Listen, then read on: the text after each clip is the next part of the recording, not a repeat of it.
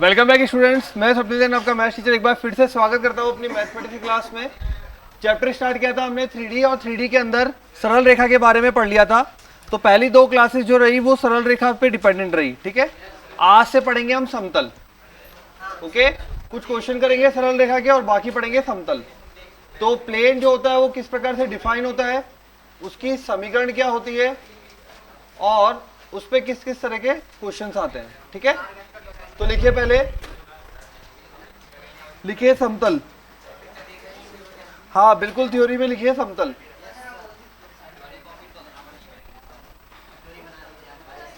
लिखिए इसमें समतल की 3D में, हाँ हेडिंग लिखिए समतल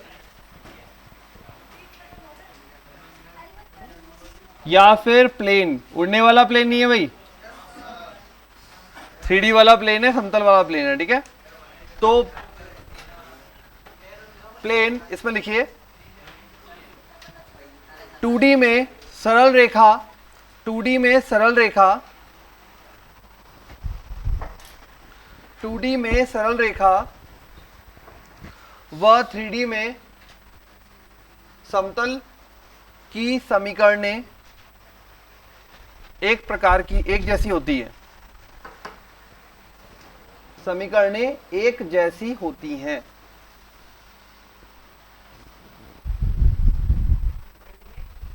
टू डी में सरल रेखा व 3D में समतल की समीकरणें एक जैसी होती हैं, एक जैसी होती हैं। लिख लिया। अच्छा ये बताओ, 2D में सरल रेखा की बेसिक समीकरण क्या थी कार्तीय रूप में? कार्तीय रूप में समीकरण बोलो। ax plus B Y plus C बराबर 0 थी ऐसी, ठीक है। यहां भी समतल की समीकरण सेम बनेगी, बट पहले अपन कार्तीय रूप की जगह सदिश रूप पढ़ लेते हैं, फिर कार्तीय पे आएंगे, ठीक है। अब देखो यहां पे, और बाकी सारे पैरामीटर सब में सेम बनेगी। मतलब जैसे कि अगर मैं बोलूं अंतःखंड रूप सरल रेखा का x बटा ए प्लस वाई बटा बी बराबर 1 होता है अंतःखंड रूप। अब समतल का अंतःखंड रूप आएगा तो x बटा ए प्लस वाई बटा बी प्लस जेड बटा सी बराबर 1। मतलब 3D हो गया ना, तो तीनों आएंगे, ठीक। x और y और z समतल हो जाएगा बिल्कुल, ठीक है। तो यहां पे देखते हैं सबसे पहले अपन, मान लीजिए एक समतल है, प्लेन है 3D के अंदर। अब इससे जो लंबवत होगा वो बोला जाएगा n vector.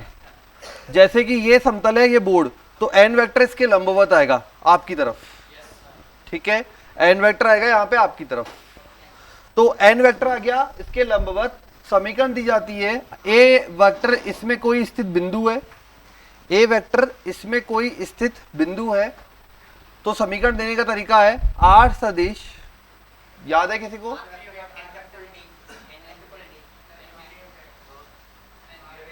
r vector dot n cap, बस। फिर a का कोई मतलब ही नहीं है।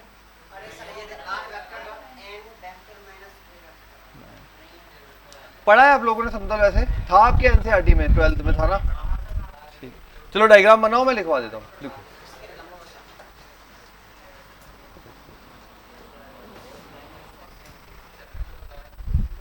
डायग्राम बनाओ।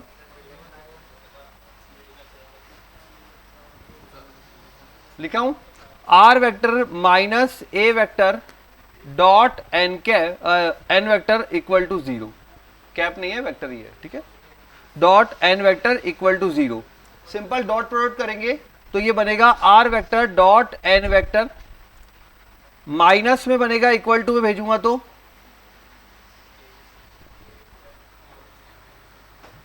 r vector dot n vector minus a vector dot n vector, उधर भेजा तो a डॉट n, ठीक है। डॉट प्रोडक्ट क्या करता है? अदिश गुणनफल, मतलब एक संख्या देता है, एक संख्या देगा, वो संख्या हमने मान ली d है। तो r vector dot n vector is equal to d। तो ये हो जाएगा समतल का समीकरण, ठीक है। r vector dot n vector बराबर d। निकालने का तरीका, बिंदु होगा a vector, r minus a dot n vector, n होगा लंबवत सदिश। लिख लेना, n जो वेक्टर है वो है लंबवत सदिश। एन का ही सारा रोल है समतल की समीकरण में।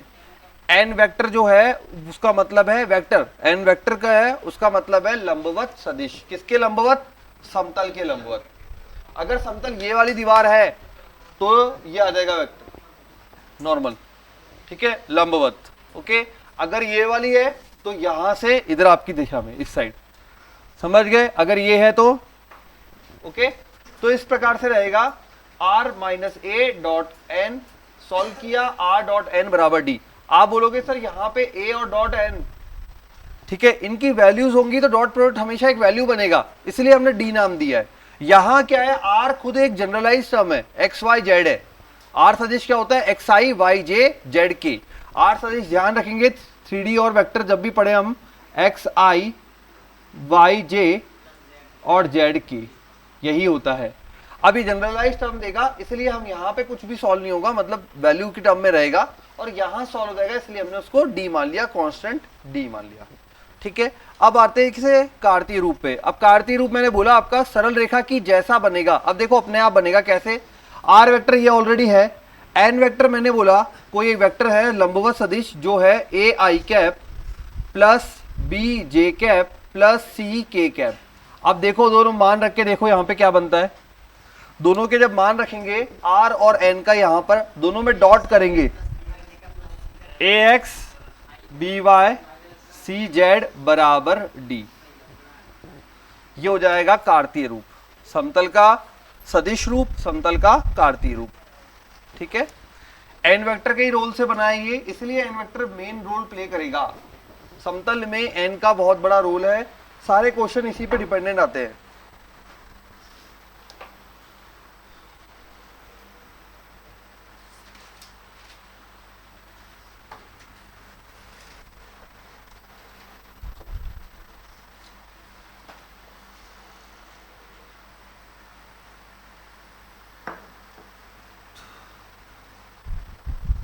ठीक है, फिर लिखिए नेक्स्ट हेडिंग, सब हेडिंग चलती रहेगी समतल में। लिखिए एक बिंदु से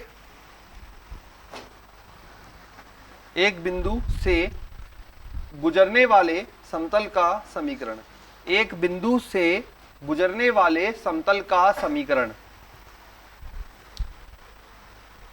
बिंदु जनरली क्या लेते हैं अपन? x1, y1 और z1, ठीक है। तो रूप जो हो जाएगा वो होगा a x माइनस x1, बोलते जाओ अब आगे, y1 plus c z minus z1 बराबर 0। एक बिंदु से गुजरने वाले समतल का समीकरण। d क्यों नहीं आया भाई? d क्यों नहीं आया? d भी भाई यहाँ d था तो यहाँ d क्यों नहीं आया?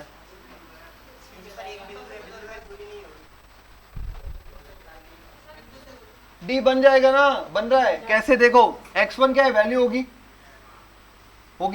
a भी कोई वैल्यू होगी, a गुणा x1 बनेगा, ये कोई वैल्यू बन जाएगी, b गुणा y1 बचेगा, ये भी एक वैल्यू होगी, और c गुणा z1 होगा, वो भी एक वैल्यू होगी। तो वो सारा क्या है? d का मान बन जाएगा अपने आप इकट्ठा होकर। बिंदु हो गया मान लीजिए 2, 3, 4, ABC हो गए 1, 1, 0। तो अब बताओ मुझे, जब यहाँ पे अगर वैल्यू सेट करोगे तो ये d का मान बन जाएगा ऑटोमेटिकली। यहाँ पे कोई कांस्टेंट वैल्यू बनेगी, वो d की तरह रिप्रेजेंट करेगा, ठीक है। तो एक बिंदु से गुजरने वाली सरल रेखा का समतल का समीकरण a x minus x1 b y minus y1 c z minus z1 बराबर 0। d यहाँ पे बनेगा, ये इस रूप में जब लाओगे तो बनेगा, ऑटोमेटिक बनेगा, ठीक है। चलिए नेक्स्ट लिखिए।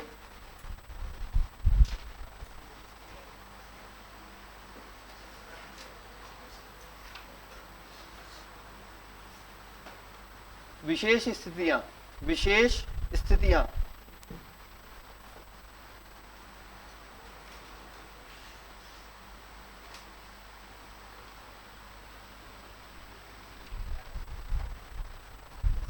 इसमें लिखिए बेटा, समतल मूल बिंदु से गुजरेगा। यदि समतल मूल बिंदु से गुजरेगा, यदि समतल मूल बिंदु से गुजरेगा तब, यदि समतल मूल बिंदु से गुजरेगा तब, मूल बिंदु से गुजार देते हैं तब क्या होता है देख लेते हैं। तो भाई A X plus B Y plus C Z बराबर डी, एक्स बराबर 0, वाई बराबर 0, जेड बराबर 0, तो डी बराबर कितना आएगा 0। डी बराबर 0 वापस रखोगे तो बन जाएगा समीकरण A X plus B Y plus C Z बराबर 0। जब मूल बिंदु से गुजरेगा तो ये बनेगा डी इक्वल टू 0, तो ये बन जाएगा समतल का समीकरण। तो अगर ऐसा कोई समीकरण है जो समतल का बोला गया है और उसमें कांस्टेंट नहीं है, इसका मतलब वो कहीं ना कहीं हो सकता है मूल बिंदु से गुजरा हुआ हो। ठीक है,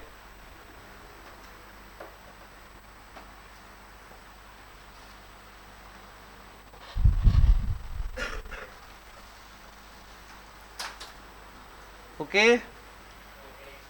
फिर लिखिए समतल यदि x अक्ष के समांतर है, पॉइंट बना के लिखते जाओ। पहला मूल बिंदु हो गया। दूसरा लिखिए समतल यदि x अक्ष के समांतर है, सामने लिख लीजिए a बराबर 0।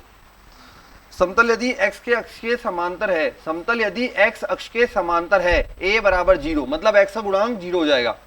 समांतर की बात हो रही है इसलिए x का गुणांक 0 हो जाएगा, a बराबर 0।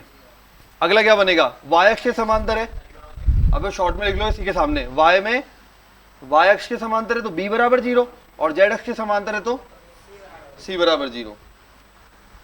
हो गए तीनों।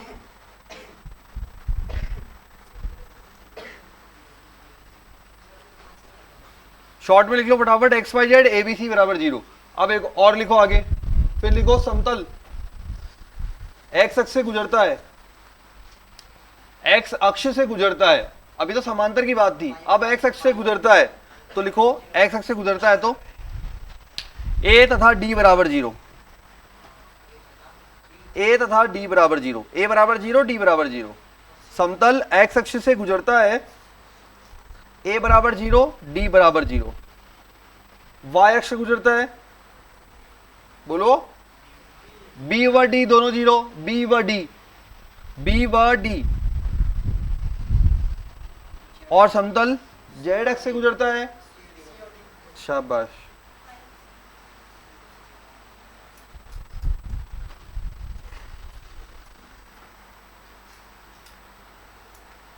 ठीक है।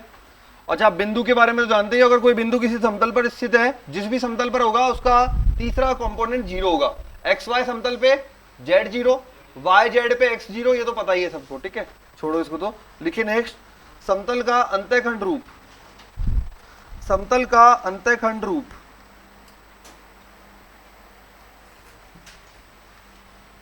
समतल का अंतःखंड रूप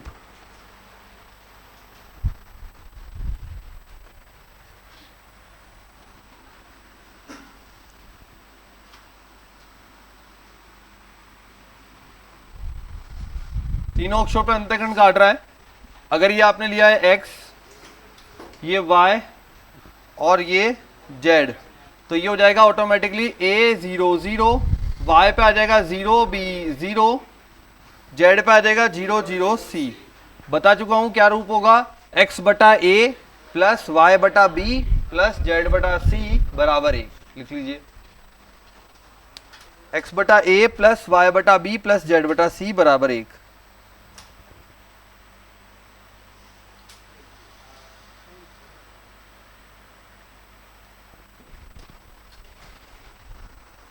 अंतःखंड रूप x बटा a प्लस y बटा b प्लस z बटा c बराबर 1।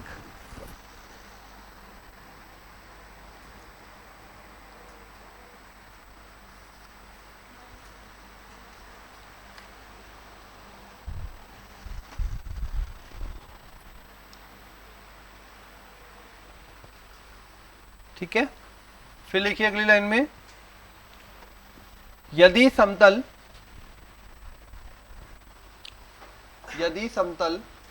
समांतर होंगे, यदि दो समतल समांतर हों तब a1 अपॉन a2, समांतर वाला केस है, a1 upon a2, b1 upon b2, c1 upon c2 is not equal to d1 upon d2 होगा। ये समांतर वाला केस है, और जो समतल है वो समीकरण है ax plus B Y plus C Z बराबर D, ax plus B Y plus C Z बराबर डी। ये 1 ये 2 ये 2 1 1 1, 2 2। ठीक है, दो समतल की समीकरण है इस प्रकार से। बोला गया आपको समांतरता देखनी है तो ये देखेंगे। समांतर में मैंने पहले भी बता रखा है केवल और केवल कांस्टेंट चेंज होता है, समांतर में केवल कांस्टेंट बदलता है। अच्छा, अरे यार sorry sorry sorry sorry sorry,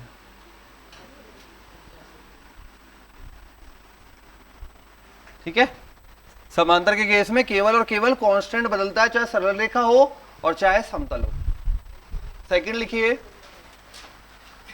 प्रतिच्छेद करती है।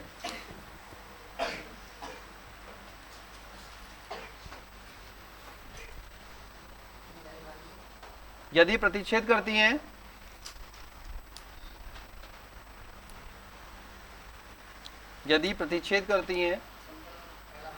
मतलब दोनों समतल प्रतिच्छेद करते हैं, तब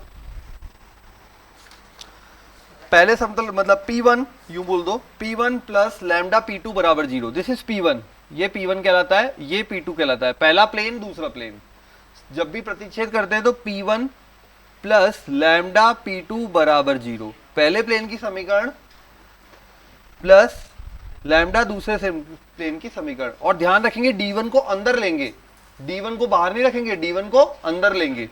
मैं इसको सही कर देता हूं, माइनस D1 बराबर 0 माइनस D2 बराबर 0, तब जाके ये लैम्डा के साथ जुड़ जाएगा। ये हो गया प्रतिच्छेदन वाला केस। ठीक है, थर्ड लिखिए, संपाती। एक के ऊपर दूसरा हो तो सब कुछ बराबर होगा। A1 upon A2, B1 upon B2, C1 upon C2 बराबर D1 अपॉन D2। और इन दोनों केस को छोड़कर हर केस में वो प्रतिच्छेदन होगा। इन दोनों केस को छोड़कर बाकी के सारे केस में क्या होगा? प्रतिच्छेदन होगा। या तो ये वाला केस बनेगा जो समांतरता शो करेगा, या फिर ये वाला केस बनेगा जो संपाती शो करेगा, और दोनों ही नहीं बने इसका मतलब कहीं ना कहीं प्रतिच्छेदन हो रहा होगा।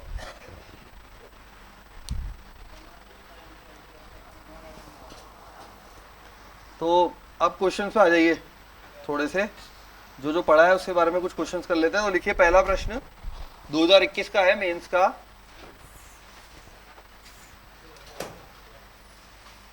हाँ, समीकरण लिखिए। तीन समतलों की समीकरण है, 3x plus 15y, 3x plus 15y plus, बहुत इजी चैप्टर है, लॉजिकली पढ़ते जाना, बस पूरा प्रिपेयर हो जाएगा। 3x plus 15y plus 21z बराबर 9 है, सॉरी बराबर 9। x minus 3y, x minus 3y minus z बराबर 5 तथा 2x plus 10y, 2x plus 10y plus 14z बराबर में दे रखा है 5।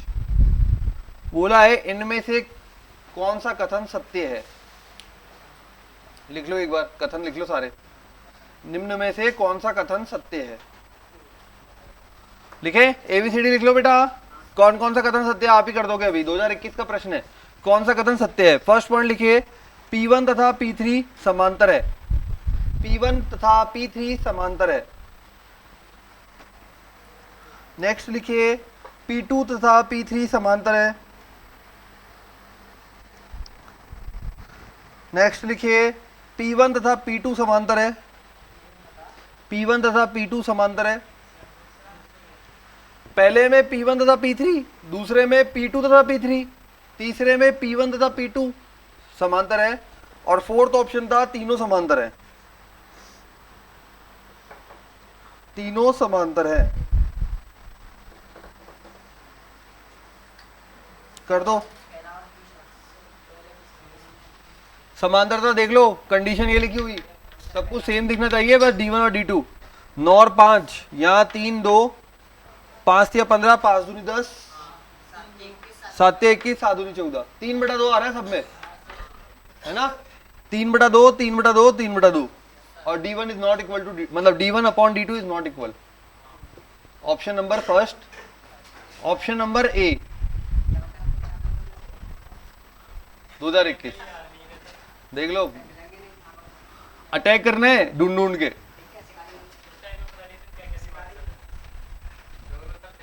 ठीक है, हाँ शिकारी बनना है। P1 तथा P3 option number first P1 तथा P3 समांतर है। आ गया बेटा समझ में? कोई ऐसा है जिसको नहीं आया हो? ये देखो 3/2 बराबर 15/10 बराबर 21/14 इज नॉट इक्वल टू 9/5। काट के देखो, 5 से 15 2, 7 दूनी 7 या 21, 7 दूनी 14, 3/2 3/2 3/2 नॉट इक्वल। P1 तथा P3 समांतर है। लिखो नेक्स्ट। एक समतल निर्देशांक अक्षों को, ये थोड़ा ज्यादा पुराना क्वेश्चन है फिर भी लिख लीजिए। एक समतल निर्देशांक अक्षों को ए बी सी पर इस प्रकार मिलता है कि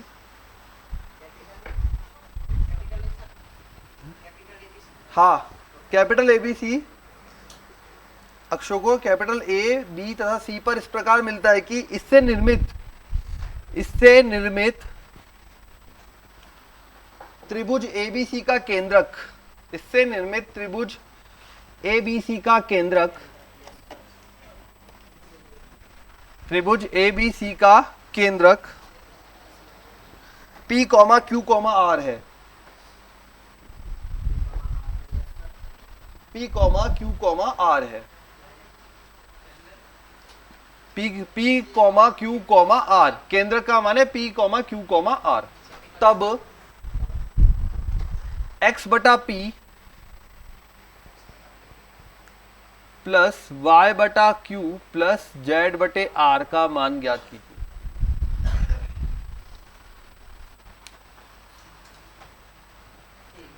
इन तीनों का मान ज्ञात करना है। केंद्रक दिया हुआ है, केंद्रक दिया हुआ है हमें P, Q, R। केंद्रक क्या होता है? तीनों निर्देशांकों का x वाला योग बटा 3, y वाला योग बटा 3 और z वाला योग बटा 3। अब बोला गया अक्षों पर काटे गए अंतःखंड ए बी सी है। अभी अपन ने पढ़ा था अंतःखंड रूप, ठीक है? तो ये देखिए यहां पे ये हो जाएगा और ये अंतःखंड रूप है, तो ये A 0 0 0 B 0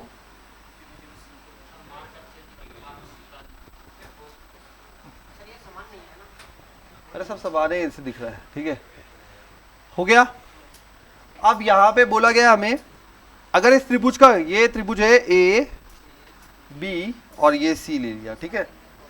इसका केंद्रक की बात की जाए तो यहां पे केंद्रक a बटा 3, b बटा 3 और c बटा 3, इनके x वाले जोड़ के बटा 3, y वाले जोड़ के बटा 3 और z वाले जोड़ के बटा 3। लेकिन इसने क्या दिए हुए हैं? इसने ये दिए हुए हैं। तो अपन ये बोल सकते हैं कि P बराबर a बटा 3। भाई हमने ये निकाले, इसने ये दिए, है तो एक ही पॉइंट। P बराबर a बटा 3, Q बराबर और R बराबर A का मान निकालिए यहां से, B का मान निकालिए यहां से, C का मान निकालिए यहां से। हाँ वैसे रख दो, निकालो यहाँ पे।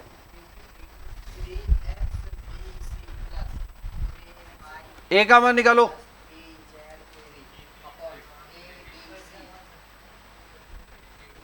सही है। अंतःखंड रूप क्या होता है? x बटा a प्लस y बटा b,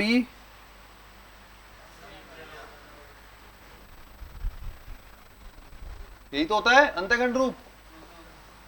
a का मान, b का मान, c का मान रखो इसमें।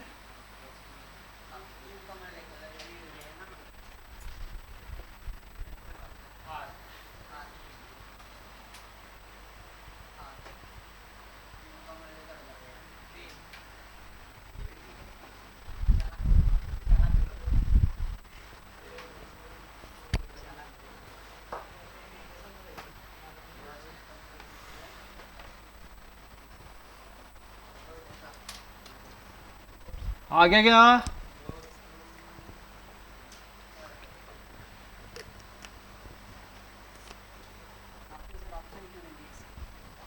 आसान सा प्रश्न था, आंसर आ जाएगा 3।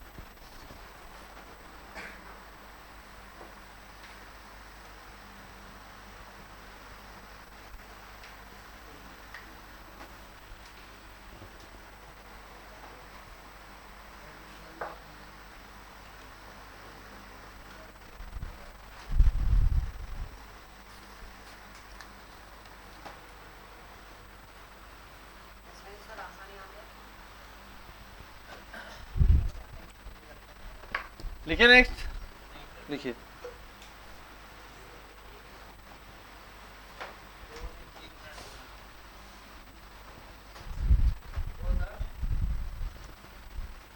पुराना काफी है, AIEEE के टाइम का थोड़ा। देखिए नेक्स्ट, वह अनुपात ज्ञात कीजिए, वह अनुपात ज्ञात कीजिए जिसमें बिंदुओं, वह अनुपात ज्ञात कीजिए जिसमें बिंदुओं -2 4 7, -2 4 7 तथा Q 3 -5 8, P -2 4 7 Q 3 -5 8 को मिलाने वाली रेखा को मिलाने वाली रेखा को निर्देशांक तलों द्वारा काटा जाता है, निर्देशांक तलों द्वारा काटा जाता है, निर्देशांक तलों द्वारा काटा जाता है। 3 तल हो गए, तीनों के लिए निकालना पड़ेगा। निर्देशांक तलों द्वारा काटा जाता है। ये P है, ये Q है। जनरली अपन क्या मानते हैं, लैम्डा अनुपात 1, M अनुपात n, कुछ भी मान लो। तो यहां लैम्डा अनुपात 1 मान रहा हूं मैं, तो माना बिंदु R लैम्डा अनुपात 1 में विभाजित करता है, ठीक है, लैम्डा अनुपात 1 में विभाजित करता है। अब अगर P और Q को लैम्डा अनुपात 1 में, तो P यहां होगा, Q यहां होगा, बीच में कहीं R होगा, ये लैम्डा होगा और ये 1 होगा, ऐसा ही होगा। समतल सरल रेखा की तरह वर्क करता है, 2D की सरल रेखा की तरह। 3D में समतल 2D की सरल रेखा की तरह वर्क करता है, बिल्कुल वैसा ही सारा कंसेप्ट है। तो अपन ऐसे ही करते थे, सरल रेखा में एक सरल रेखा बनाते थे और फिर उसके बाद ये बस सेम यहां पे लगा रहे हैं, ठीक है। अब मैं बना नहीं रहा सरल रेखा क्योंकि एक समतल है, ठीक। तो लगाते भाई R के बिंदु के लिए क्या होगा, लैम्डा मल्टीप्लाई Q के निर्देशांक, है ना। तो पहले X के लिए करता हूं, तो X के लिए बनेगा,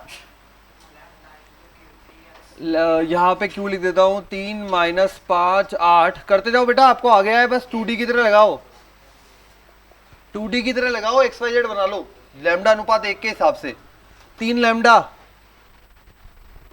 -2 बटा लैम्डा प्लस 1, Y बना लो और Z बना लो, देखो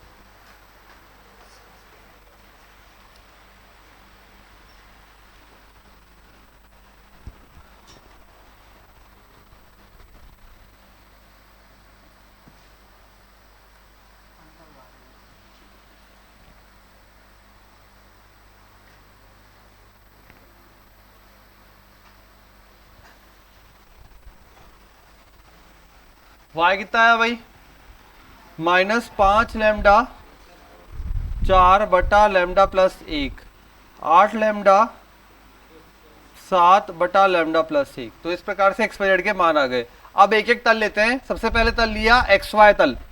अगर XY तल काटता है तो XY तल पे Z बराबर 0, तो Z बराबर 0 रखेंगे।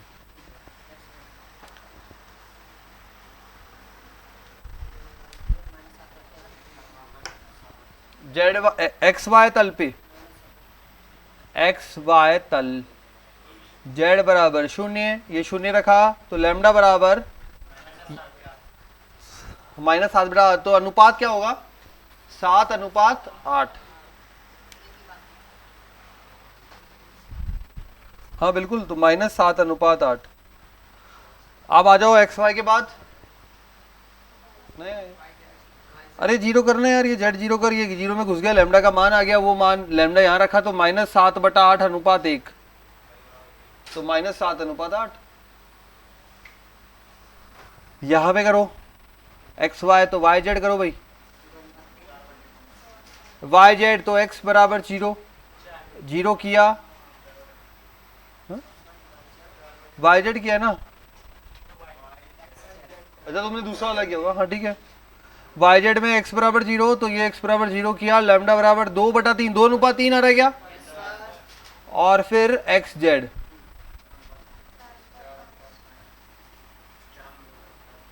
4:5, तीनों का निकालना था। इस तरह के क्वेश्चन ज्यादा मतलब जनरली इस तरीके में आता है कि भाई आपको एक अंतर सही है, दो सही है, तीनों सही है ना, तो तीनों सही है, 3 अनुपात इस तरीके से निकलेंगे, एक्स वाई तल, वाई जेड तल और एक्स जेड तल।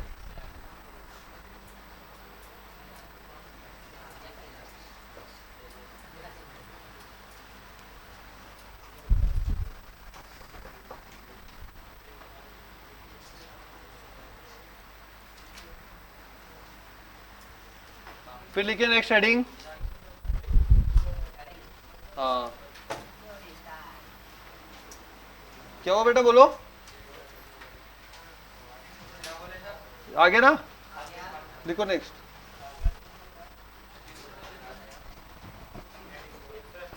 तीन असंरेख बिंदुओं से गुजरने वाले समतल का समीकरण, तीन असंरेख बिंदुओं से गुजरने वाले समतल का समीकरण, तीन असंरेख बिंदुओं से गुजरने वाले समतल का समीकरण, x minus x1, y minus y1, z minus z1,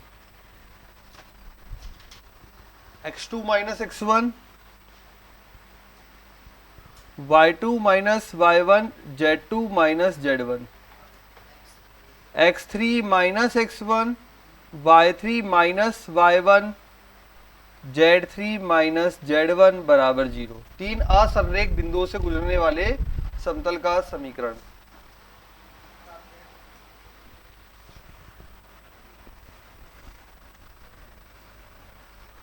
असंरेख समझ गए होंगे, एक रेखा में जो स्थित नहीं हो, ठीक है।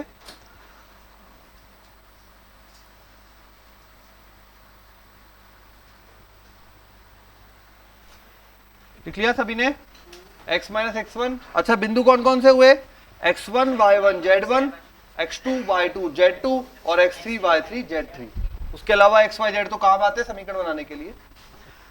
फिर लिखिए नेक्स्ट हेडिंग, मैं अभी थोड़ा लिखते जाओ इसमें, एक बिंदु तथा दो सदिश, एक बिंदु तथा दो सदिश वाले समतल का समीकरण,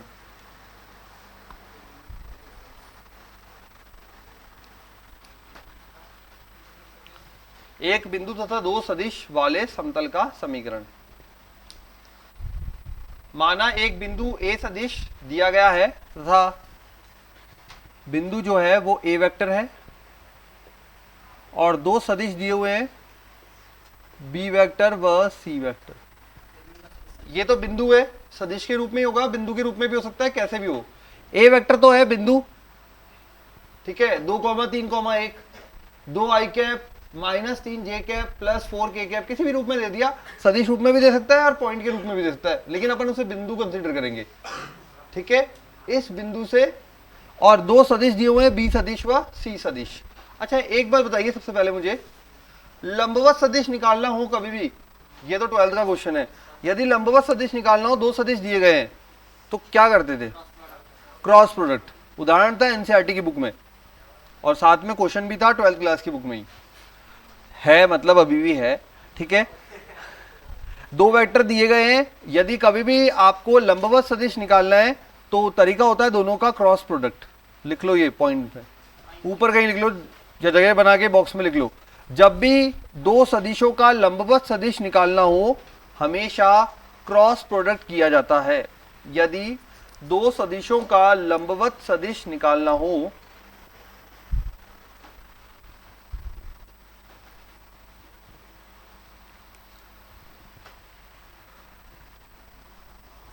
दो सदिशों का लंबवत सदिश निकालना हो तो हमेशा क्रॉस प्रोडक्ट किया जाता है।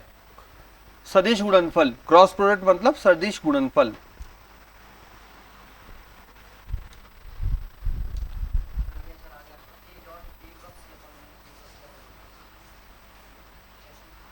अब बताओ मुझे, अपन ने समतल की समीकरण सदिश रूप में क्या लिखी है? अपन ने क्या लिखी है पहले से? सदिश वाली आर वेक्टर, पहले माइनस ए डॉट, यही थी। एन क्या था? लंबवत। अब यहां पे दो सदिश अवेलेबल है तो इनका लंबवत क्या होगा? B cross C. तो समीकरण बन जाएगी आर, लिखो R vector minus A vector dot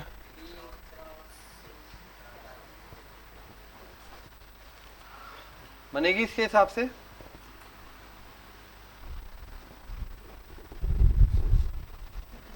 इसी को इस प्रकार से भी लिख सकते हैं, R vector minus A vector B vector C vector. इसको बोलते हैं बॉक्स प्रोडक्ट। पढ़ेंगे हम ये, शायद आप लोगों के सिलेबस से हट चुका है 12th में, मतलब 12th में हट चुका था, हो सकता है वहां हो। बाकी 12th में मतलब एनसीईआरटी की बुक में नहीं था। सदिश वाले चैप्टर में पढ़ेंगे क्रॉस, ठीक है, बॉक्स प्रोडक्ट सदिश वाले पार्ट में पढ़ेंगे, चैप्टर में पढ़ेंगे, बॉक्स प्रोडक्ट बोलते हैं इसको। अदिश त्रिक गुणनफल और एक होता है सदिश त्रिक गुणनफल। दो गुणनफल तो अपने पढ़े हुए, ए डॉट बी और ए क्रॉस बी। अदिश गुणनफल सदिश गुणनफल पढ़ा हुआ है। अब ये त्रिक, त्रिक मतलब तीन का सेट आता है एक साथ, तो इनको बोलते हैं अदिश त्रिक गुणनफल। और एक और होगा इसका भाई मिलेगा, वो बोलेगा सदिश त्रिक गुणनफल। दोनों पढ़ने हैं सदिश चैप्टर में, ठीक है। अभी तो केवल लिख लो कि इस प्रकार से लिखा होता है तो उसको ऐसे लिख सकते हैं। अभी सिर्फ लिखने का तरीका काम में आ रहा है और कुछ भी काम में नहीं आएगा, क्योंकि सॉल्व अपन इसी से करेंगे, ठीक है। बॉक्स प्रोडक्ट भी बोलते हैं, अदिश त्रिक गुणनफल भी बोलते हैं। अदिश त्रिक गुणा, नहीं कॉमा नहीं, कुछ भी नहीं डालेंगे, गैप है बीच में, मैट्रिक्स की तरह। जैसे मैट्रिक्स में देते हैं ना गैप, उसी प्रकार से गैप है ये, लेकिन मैट्रिक्स नहीं है ये। नहीं, अरे नहीं लगाते इसमें, ठीक है। अदिश त्रिक गुणनफल लिख लिया। फिर इसी के नीचे लिखिए, ये तीनों सदिश, कौन से तीनों? ये पूरा, ये और ये तीनों अलग अलग है ना, 1 2 3। तो ये तीनों सदिश एक ही समतल पर स्थित होते हैं, एक ही समतल पर स्थित होते हैं। समतलीय है ना, ये तीनों सदिश एक ही समतल पर स्थित होते हैं।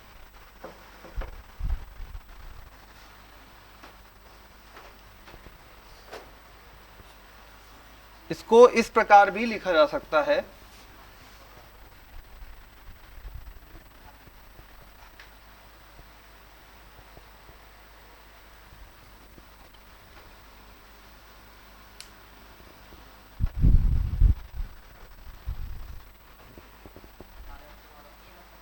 समीकरण पढ़ी थी हमने सरल रेखा की, आर सदिश बराबर ए प्लस लैम्डा बी।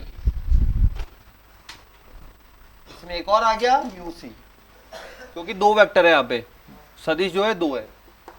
ए हो गया बिंदु, बी और सी हो गए सदिश, ठीक है।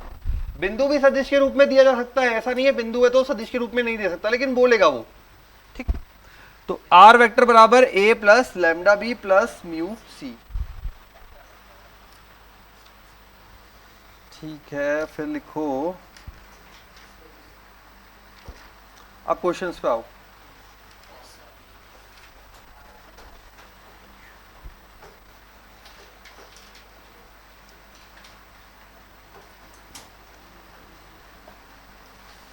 देखिए भाई,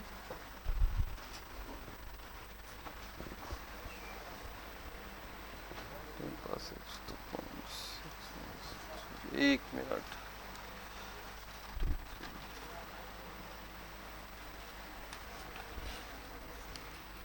देखो बिंदुओं 1, 2, 1, बिंदुओं 1, 2, 1 व 2,1,2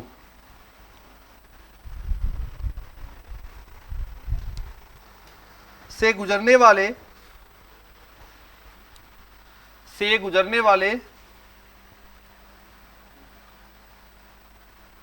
तथा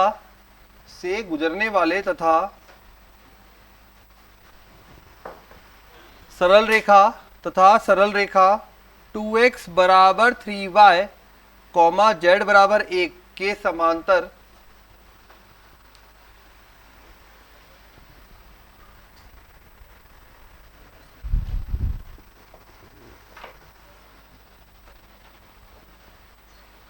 तथा सरल रेखा 2x बराबर 3y कॉमा z बराबर 1 के समांतर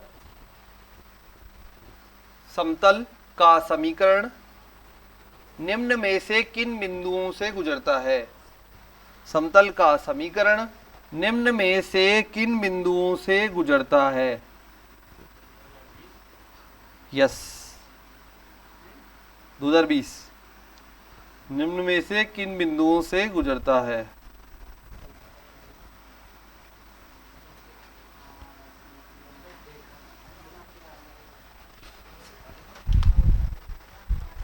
निम्न में से किन बिंदुओं से गुजरता है?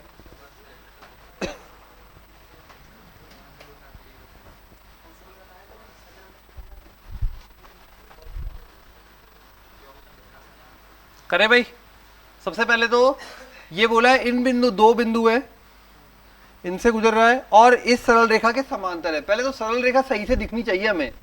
3D में है तो सरल रेखा का रूप होता है x minus x1 upon a1 या a, y minus y1 upon b और z minus z1 upon c। सरल रेखा को सही रूप में बदलना है पहला काम। तो पहले सरल रेखा को सही रूप में लेके आते हैं। तो सॉल्यूशन स्टार्ट करते ही सबसे पहले हमने सरल रेखा को बदला। ऐसा लिख सकते हैं क्या? x बटा 3 बराबर y बटा 2। ठीक है,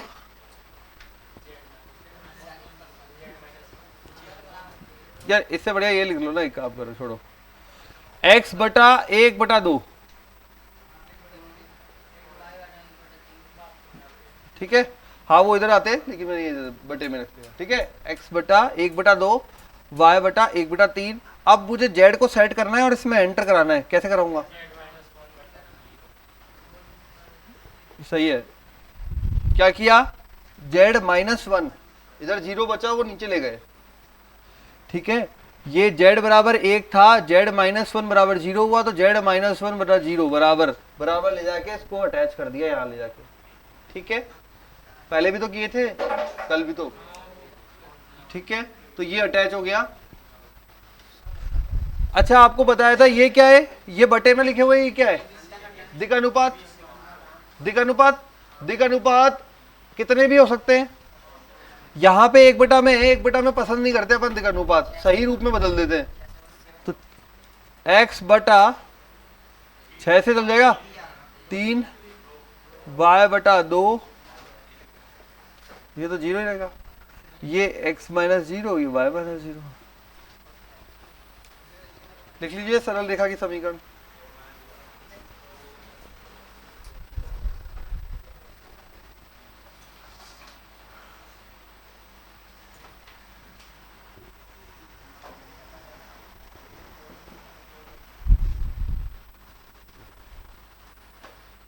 लिख लिया। अब सरल रेखा की समीकरण आ गई हमारे पास। अब अगला काम क्या है? हैप्पी, अगला काम सरल रेखा की समीकरण समझ आ गई? ठीक है, कोई दिक्कत नहीं। अब आपको दो बिंदु दिए गए। जब भी दो बिंदु एक साथ उपस्थित हो हमेशा रूप होता है सेकंड माइनस फर्स्ट, तभी वेक्टर निकलता है, उसकी दिशा निकलती है सेकंड माइनस फर्स्ट। अब कौन सा फर्स्ट कौन सा सेकंड कोई भी मान लो, x1 माइनस x2 बोलो चाहे x2 माइनस x1 बोलो, कोई फर्क नहीं पड़ेगा। ठीक है, करें शुरू। तो लिखिए दो बिंदु दिए हुए हैं, 1 2 1 व 2 1 2। सेकंड माइनस फर्स्ट करते हैं और वेक्टर बनाते हैं। तो 2 minus 1 x2 minus x1, y2 minus y1 और z2 माइनस z1। आई जे के तो बाद में देख लेंगे, अभी तो ऐसे लिख दो आप।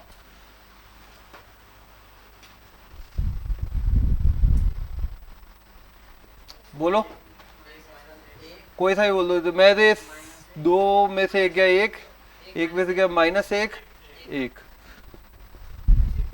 ठीक है, ये दोनों मिलकर हमें एन वेक्टर दे देंगे। एन वेक्टर कैसे बनता है, दोनों का लंबवत होता है, तो आई जे के, एक तो ये देगा कौन 3 2 0, इसके बिंदु नहीं, इसका ये दिक अनुपात, और ये इसके दिक अनुपात है। देखो ये भी दिक अनुपात ही है, दिक अनुपात x2 minus x1 y2 minus y1 और z2 माइनस z1 होता है। स्टार्टिंग में लिखा था अपन ने a बराबर b बराबर c बराबर, दोनों के दिक अनुपात है ये। इसका दिक अनुपात होगा 1 माइनस 1 और 1। ये n के बना देगा, सॉरी n वेक्टर बना देगा। बना दीजिए n वेक्टर को।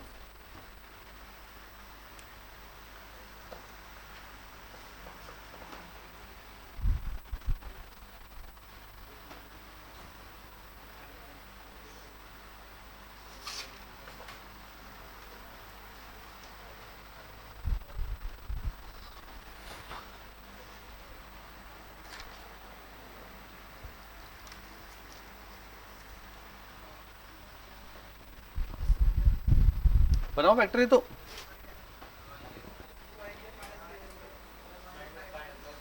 क्या आ रहा है भाई,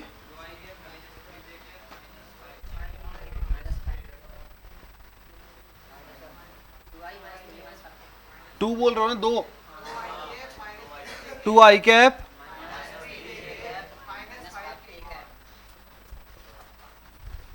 तो एन वेक्टर आ रहा है 2 आई कैप माइनस 3 जे कैप और माइनस 5 के कैप। हो गया, समझ में आ गया। सबसे पहले सरल रेखा को तैयार किया अपने सही रूप में, तैयार करते ही उसके एबीसी मिल दिखने लग गए। एबीसी को बटे में थे, बटे में भी ले सकते हैं, गलत नहीं है। ऐसा नहीं है बटे में ले लिया तो गलत हो गया, गलत नहीं है, लेकिन आप सही रहो तो ज्यादा इजी पड़ेगा। ठीक है, दोनों का लसापा लो, उससे गुणा कर दो। लसापा 6 आ रहा था, 6 से गुणा किया, ये बन गया 3 2 0। इससे हमें मिल गए दिक अनुपात। और दो बिंदु दिए हुए हैं, जब दो बिंदु दिए हुए हैं तो दिक अनुपात होता है x2 minus x1 y2 minus y1 z2 minus z1। अब दो वेक्टर की दिशाएं नजर आने लग गई हमें, तो उनका लंबवत सदिश क्या होगा। ये दोनों वेक्टर समतल पे हैं, देखो थोड़ा सा इमेजिनेशन बता देता हूं। ये समतल है, समतल पे दोनों बिंदु स्थित है, एक बिंदु यहां पर है, एक बिंदु यहां पर है। ये है 1 2 1 और ये है 2 1 2। मान लो ये इसकी दिशा ये हो गई। ठीक है, अगर आप x2 माइनस x1 ये कर रहे हो, तो अगर आप x2 माइनस x1 इधर से कर रहे हो तो फिर दिशा इधर हो जाएगी। ठीक है, कोई फर्क नहीं पड़ेगा हमारे लिए, हमको तो लंबवत पे जाना है। दूसरा बोला है इस सरल रेखा के समांतर है, इस सरल रेखा के समांतर है समतल।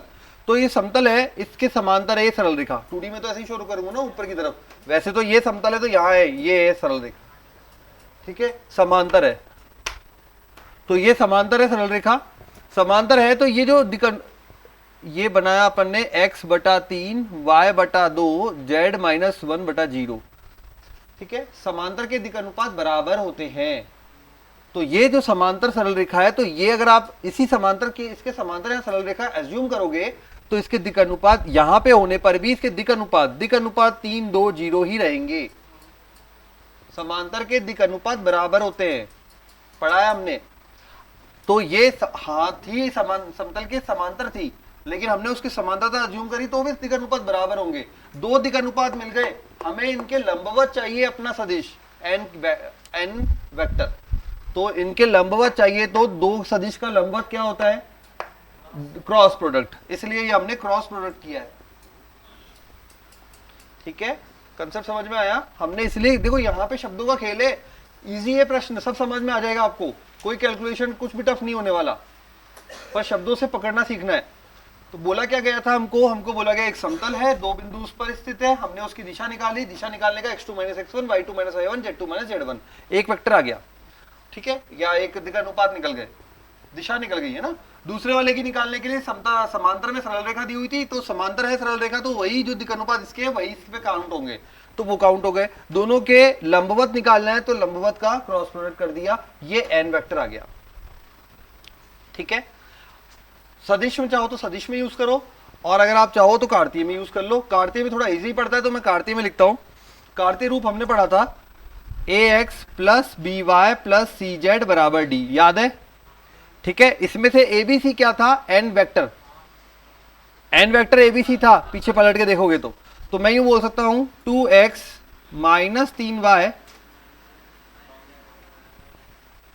यह उस समतल का समीकरण है जिसको आपको ज्ञात करना है। लेकिन अगर यह समतल का समीकरण है तो किसको संतुष्ट करेगा? ढूंढो, डी के लिए कुछ जुगाड़ तो ढूंढो। ये दोनों बिंदु है ना, ये तो हमने जुगाड़ लगाया था, ये तो दिक् अनुपात है, इसको छोड़ दो। ये दोनों बिंदु तो इसी पर हैं, दोनों संतुष्ट करेंगे। आपको तो एक ही वैल्यू निकालनी है, कोई भी एक से संतुष्ट करा लो। किसी ने कहा मैं तो इससे कराऊंगा, करके देखो। बिंदु यही थे ना? हाँ।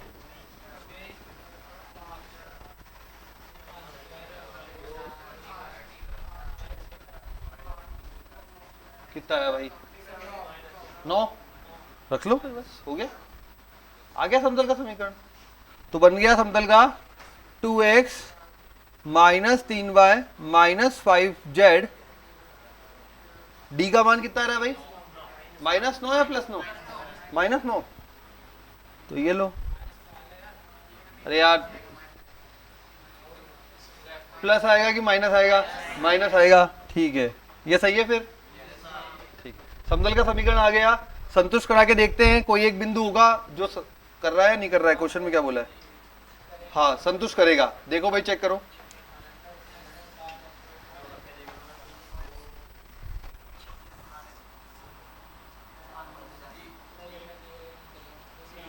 ए तो नहीं कर रहा, बी चेक करो। -4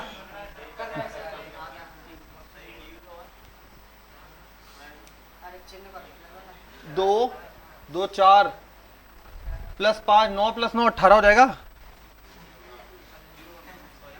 ठीक है,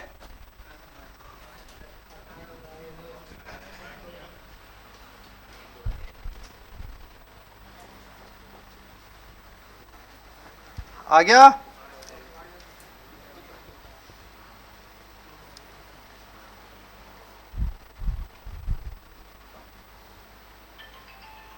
बहुत बढ़िया।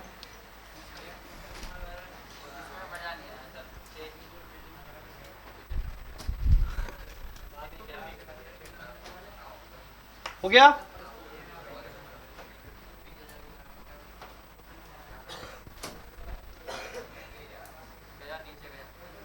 कराएंगे, मजा कराएंगे देखो। हाँ लिखो भाई।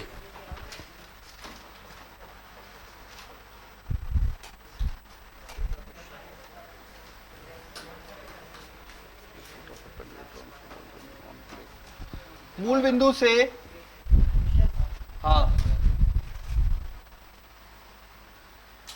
मूल बिंदु से समतल पर डाले गए लंब के लंबपात, मूल बिंदु से समतल पर डाले गए लंब के लंबपात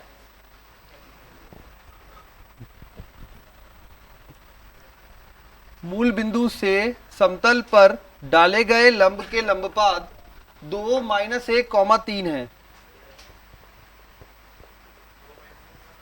2 - 1, 3 है। तब समतल की समीकरण ज्ञात कीजिए।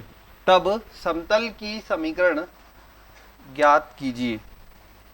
समतल की समीकरण ज्ञात कीजिए।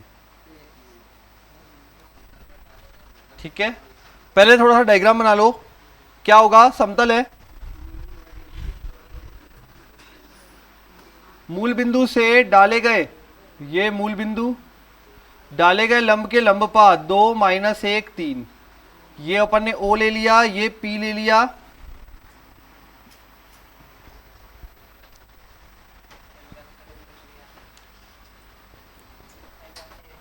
अच्छा ये बताओ,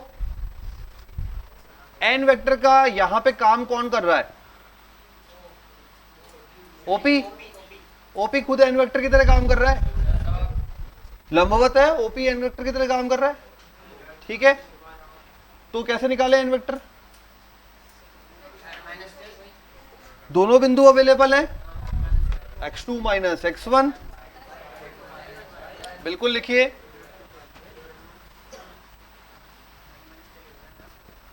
N vector is equal to,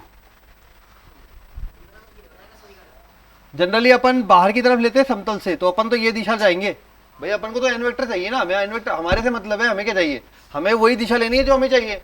तो हम क्या लेते हैं भाई, हम लेते हैं अगर ये समतल है बाहर की तरफ है ना लंबवत, तो अगर हमारे लिए ये समतल है तो यहाँ पे लंबवत ये बन रहा है, तो हमको तो ये दिशा चाहिए। ठीक है, बनाओ भाई इसके लिए।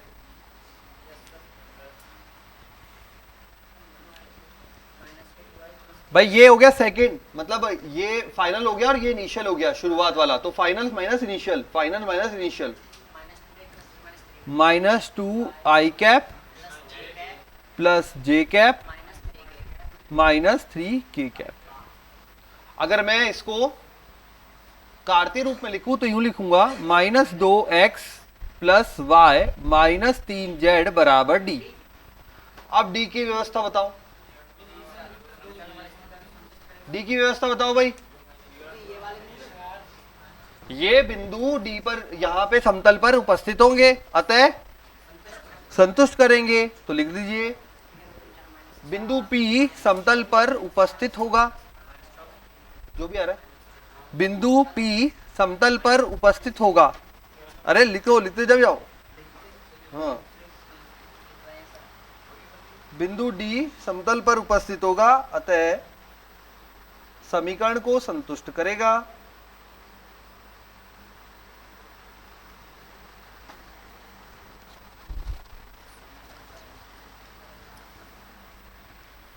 D बराबर कितना है भाई, -14।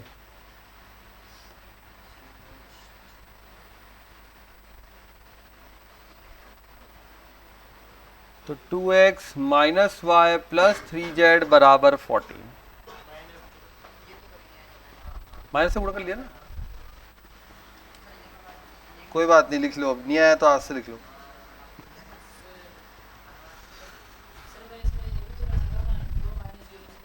हाँ कर सकते हो,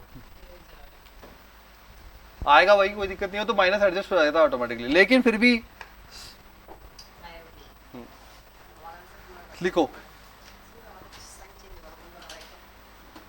अच्छा, प्रक्षेप क्या होता है भाई, अगर मैंने बोला ए वेक्टर का बी वेक्टर पर प्रक्षेप ज्ञात करना है, तो ए डॉट बी बटा बी का परिमाण, जिस पर उसका परिमाण, जिस पर उसका परिमाण बटे में। ठीक है,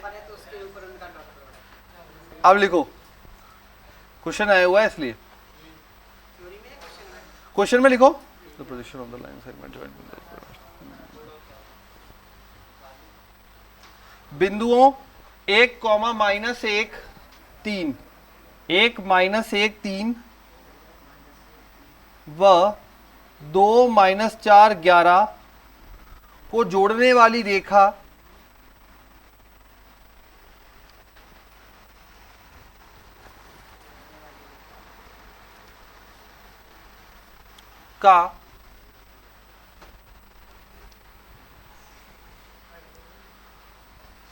का बिंदु -1, 2, 3 व 3, -2, 10 पर प्रक्षेप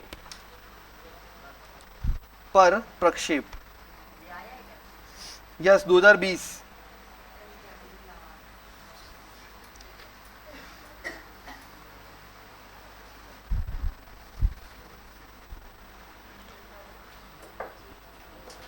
पर प्रक्षेप।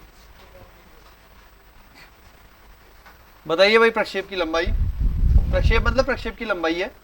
ठीक है, इसको ए मान लेते हैं, इसको बी, इसको सी, इसको डी। तो ए बी का सी डी पर प्रक्षेप, कुल मिला के कहानी ये, यहां पे ए बी वेक्टर का सी डी पर प्रक्षेप। तो फॉर्मूला क्या बनेगा, दोनों का डॉट बटा कौन से का परिमाण, और ये याद रखना 12th में भी है। ए बी और सी डी कैसे निकलेंगे, फाइनल माइनस इनिशियल, कर लो।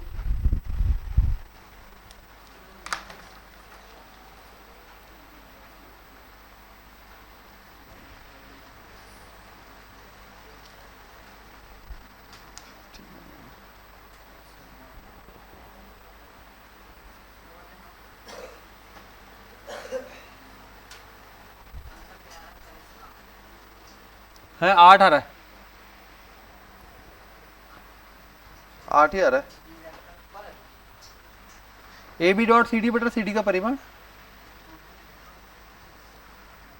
डॉट प्रोडक्ट कितना आ रहा है ऊपर? अच्छा ए बी कितना आया ऊपर? 73 आ रहा है।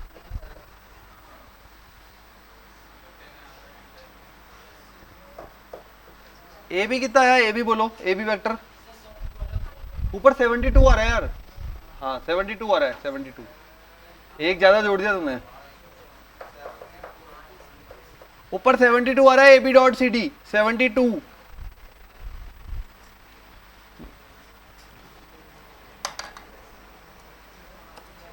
और सी डी नीचे वाला परिमाण 9।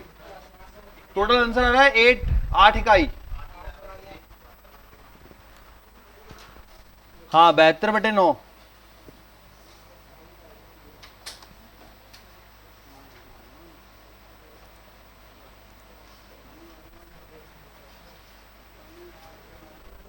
आंसर आ रहा है 8 इकाई।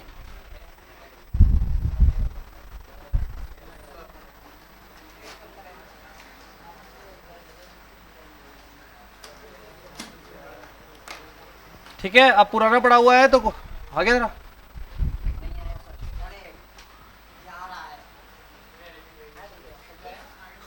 लिखो नेक्स्ट। अब आ गया।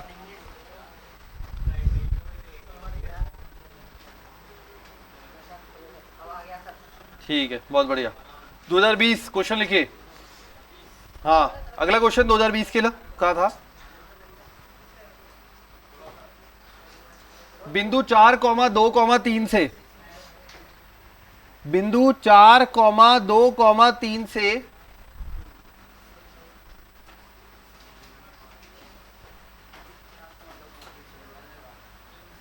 बिंदुओं 1, -2, 3 व 1, 1, 0, बिंदुओं 1, -2, 3 व 1, 1, 0 को जोड़ने वाली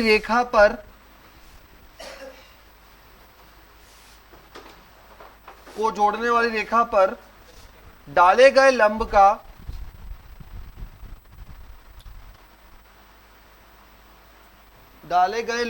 लंबपाद, डाले गए लंब का लंबपाद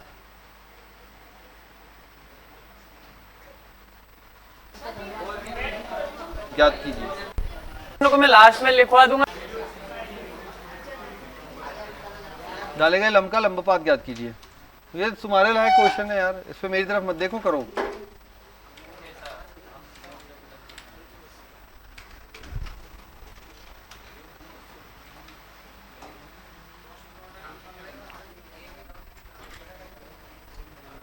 देखो ये है 4,2,3, मतलब ये बोल रहा है 4, 2, 3 से डाले गए, ये P से डाला गया है।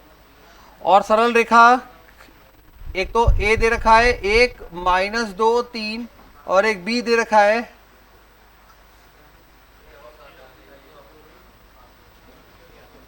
क्यों निकालना है आपको?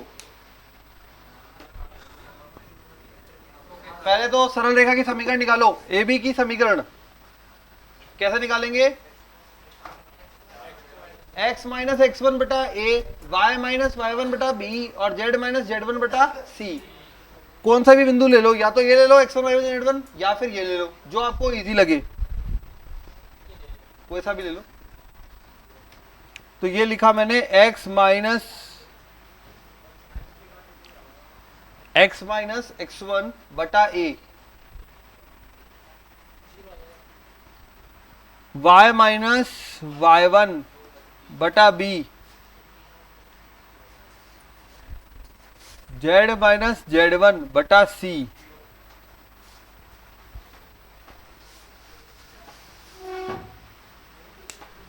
आ गया? x माइनस x1 बटा a, y माइनस y1 बटा b, z माइनस z1 बटा c।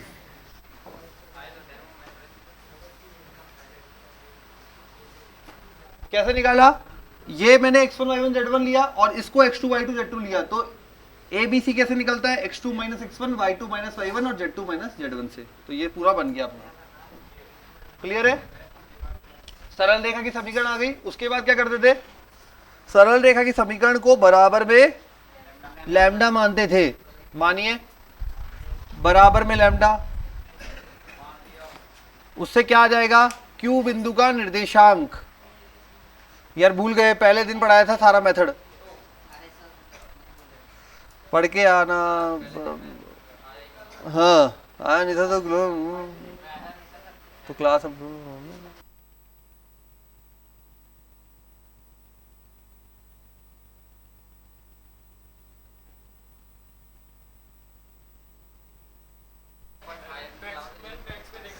कोई बात नहीं, तू अब दे बता।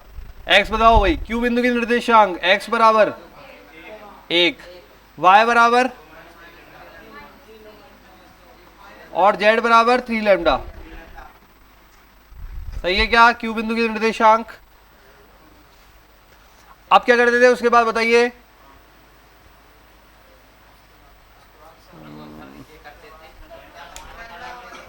लैम्डा मान का मान निकालने के लिए दिक् अनुपात लेते थे। कौन कौन से, एक तो ए बी का और एक पी क्यू का। पहले पी क्यू का दिक् अनुपात बताओ, पी क्यू का दिक् अनुपात कैसा आएगा, क्यू माइनस पी। तो पी क्यू का दिक् अनुपात, यार तुम पढ़ के नहीं आते हो, बस ये गड़बड़ कर देते हो। अब देखो 1 minus 4 minus 3 minus 3 lambda plus 1 minus 2। अरे क्यू माइनस पी कर रहा हूं, Q minus P, 3 lambda minus 3। ये तो आ गए पी क्यू के दिक् अनुपात। अब बोलो ए बी के दिक् अनुपात, 0 माइनस 3 3। आ गए दोनों के दिक् अनुपात, दोनों लंबवत हैं, a1 a2 b1 b2 c1 c2 बराबर 0। करिए, 2020 का प्रश्न है बेटा, बिल्कुल डायरेक्ट सिंपल सा प्रश्न आया हुआ है। हाँ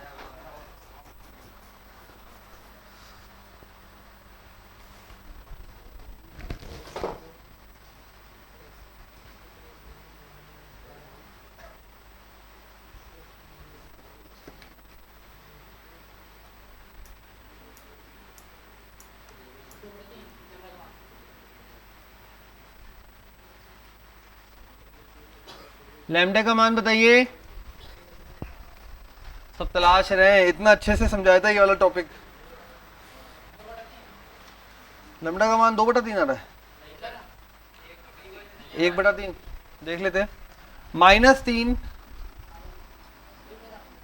नहीं, -3 और ये 0,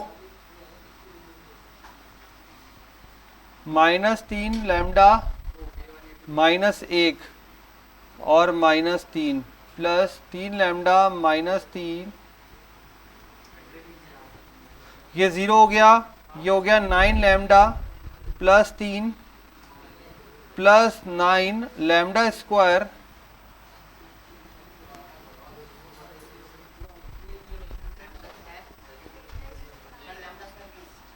है। लैम्डा स्क्वायर क्यों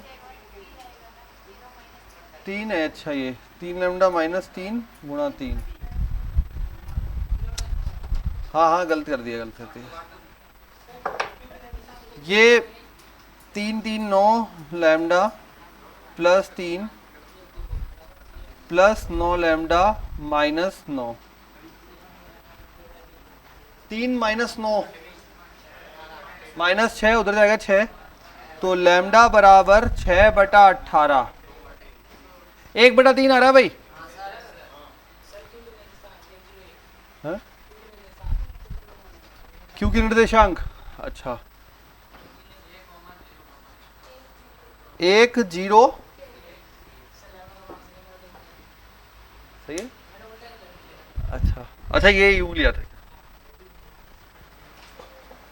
क्यू की निर्देशांक आ रहे हैं 101।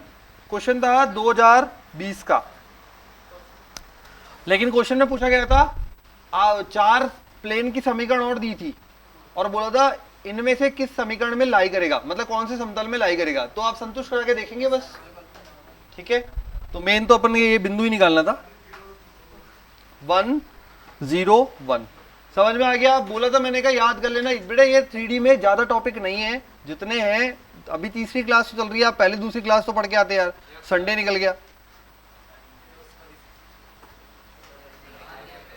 हाँ आज जाके पूरा एक बार रिवीजन मार देना सारा। ठीक है, लिखो नेक्स्ट क्वेश्चन लिखो।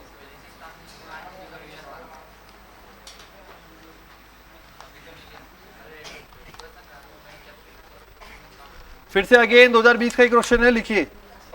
यदि बिंदु 1,2,-3, यदि बिंदु 1,2,-3 1,2,-3 का सरल रेखा x प्लस 1/2 बराबर y माइनस 3/-2 बराबर z/-1 में प्रतिबिंब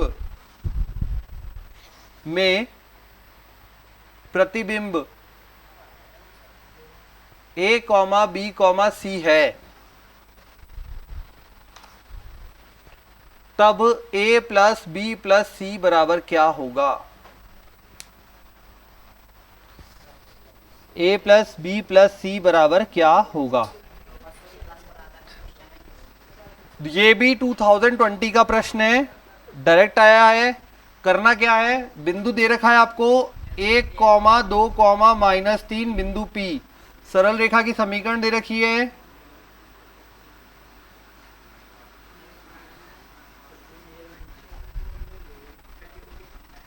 क्या निकालना है अपन को यहां पे, बोलो। क्यू बिंदु के निर्देशांक निकालने, इमेज, और क्या दिए हुए क्यू बिंदु ए बी सी।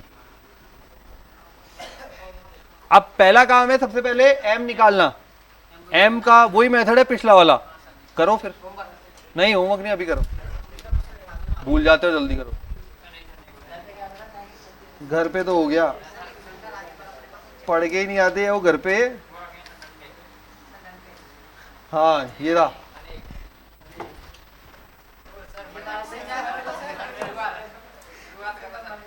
तेरे से करनी पड़ेगी फिर तो। चल अब निकाल तू, अभी निकाल। सबसे पहले सरल रेखा की समीकरण बराबर लैम्डा ले। हाँ ले बराबर लैम्डा। 4 नंबर का सीधा जुगाड़ है, और है ना, पढ़ नहीं रहे।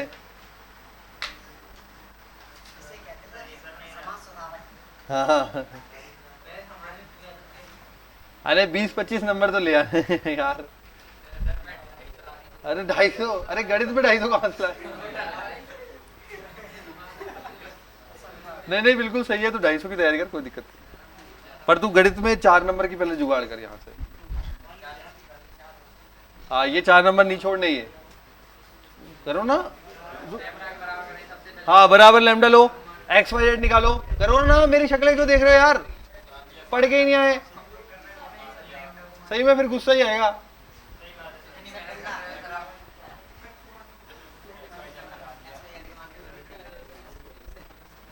टांगे ही तोड़नी पड़ेगी, जिससे घर पे बैठ के पढ़ते रहे।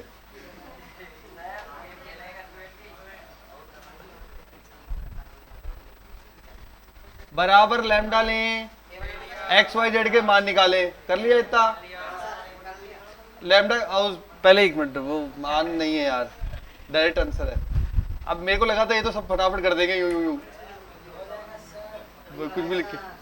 अरे पिछला वाला प्रश्न है, यहां तक तो करो बच्चा। एम निकालने का पिछला वाला प्रश्न है, सेम टू सेम।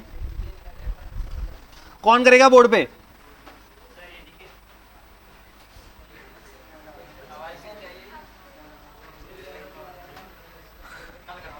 कल करूंगा, कल। 2 लैम्डा माइनस 1, कल तो फिर अगला आएगा ना, minus 2 lambda plus 3 minus lambda. आ गया है, ठीक है।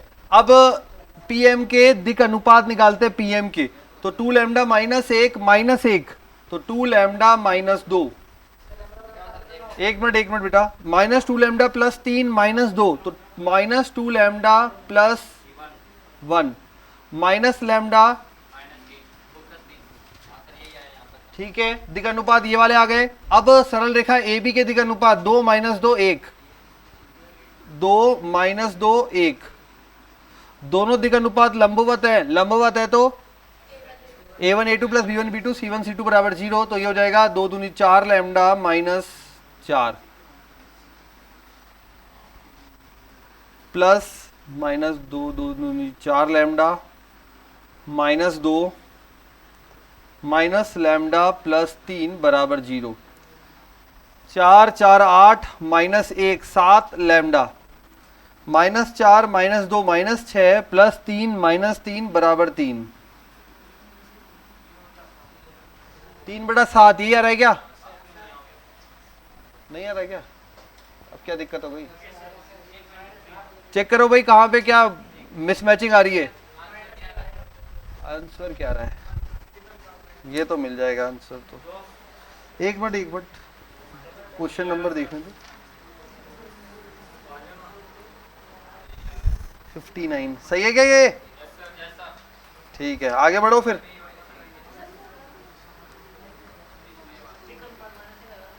आंसर आ रहा है बेटा, बिंदु आ रहे 1 0 1, आंसर आ गया 2।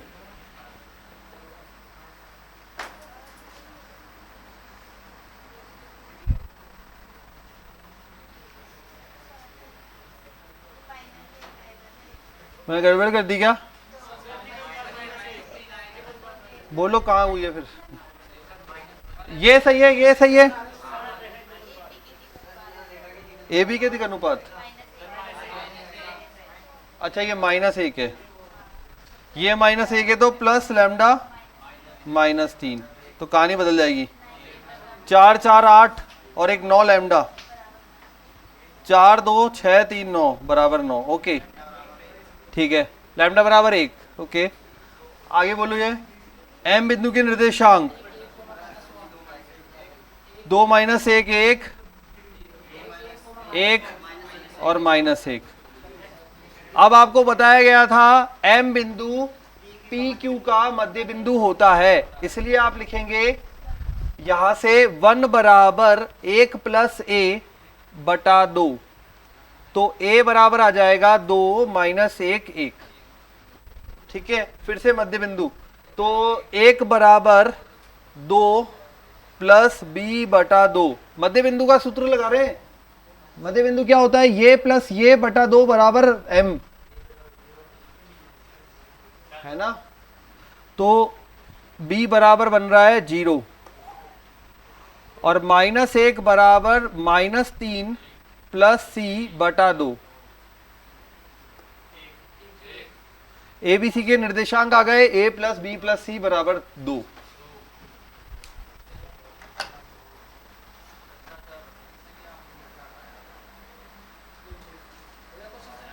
बिल्कुल,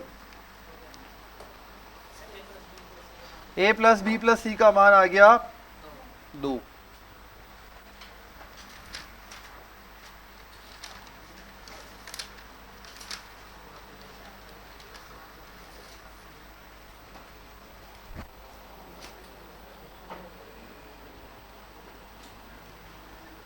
लिखे आगे, लिखिए 2021 का प्रश्न।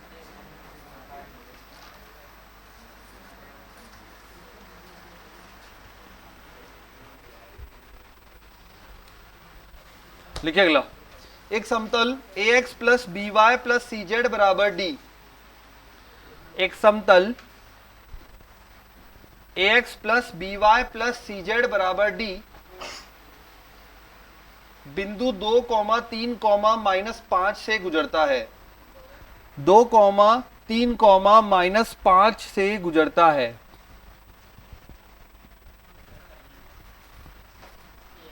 दो कॉमा 3, -5 से गुजरता है। ठीक है, तथा समतल 2x plus Y minus 5z, 2x plus Y minus 5z बराबर 10 समतल है ये। 2x plus Y minus 5z बराबर 10 व 3x plus 5y minus 7z बराबर 12, 2x plus Y minus 5z बराबर 10 तथा 3x plus 5y minus 7z बराबर 12 के लंबवत है। जो समतल दिया गया है ax plus B Y plus C Z बराबर डी, वो बिंदु से तो गुजरता है तथा इन दोनों समतल के लंबवत है।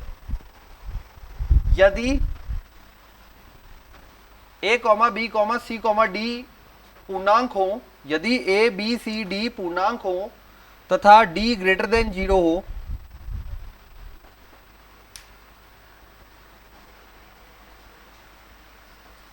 तब GCD, अब ये हिंदी और इंग्लिश में दोनों में GCD ही लिखा आने वाला है, ठीक है, तो ये पता होना चाहिए। अब यहां पे इंग्लिश थोड़ी सी बता देता हूं, अभी रुक जाओ। Mod of A, mod of B, mod of C and D। GCD का मतलब बताएंगे, बराबर 1। GCD of mod A, mod B, mod C, D बराबर 1 है, तब A plus 7B plus C plus 20D का मान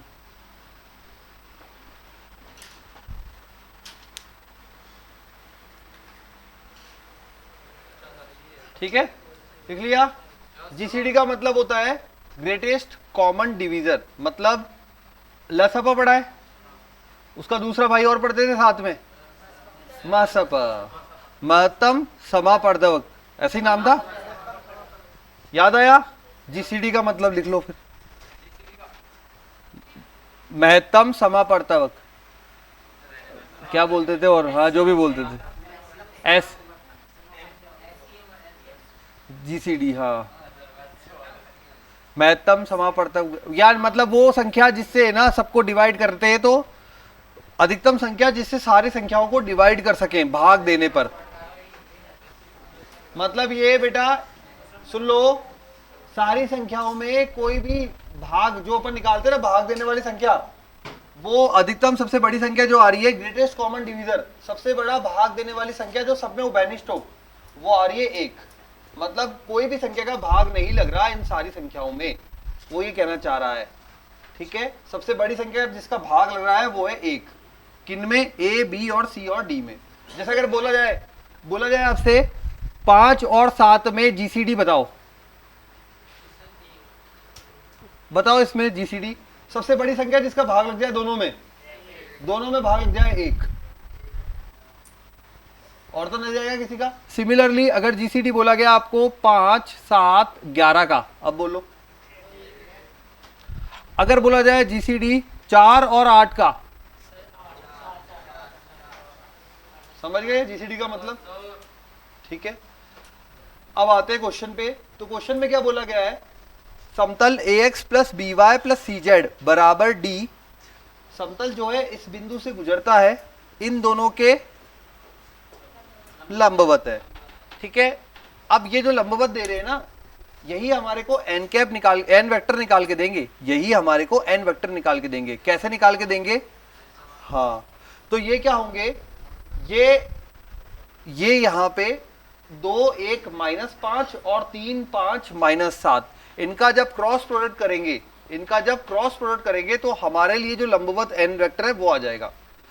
इससे क्या पता लगा, जब भी दो आपको समतल दिए गए हों और दोनों लंबवत हों, ठीक है, हमारे वाले के ये भी लंबवत है, हमारे वाले के ये भी लंबवत है, तो आप डायरेक्टली इनका क्रॉस प्रोडक्ट कर दो, n वेक्टर प्राप्त हो जाएगा, ठीक है। तो लगाते हैं n वेक्टर के लिए, तो n vector is equal to I J K, direct उठाओ वैल्यू, एक्स वाई जेड के गुणांक 2, 1 -5, 3, 5 -7। अब ये तरीका ध्यान रखेंगे, डायरेक्टली पिक करना है। एन वेक्टर तैयार करिए,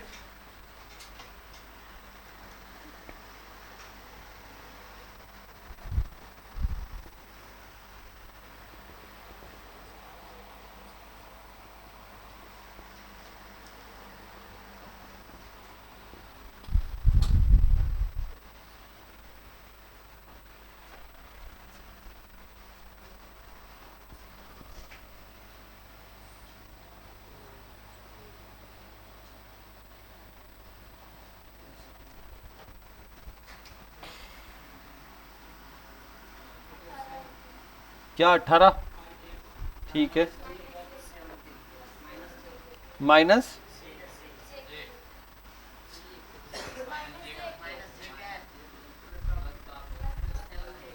+7 के कैप।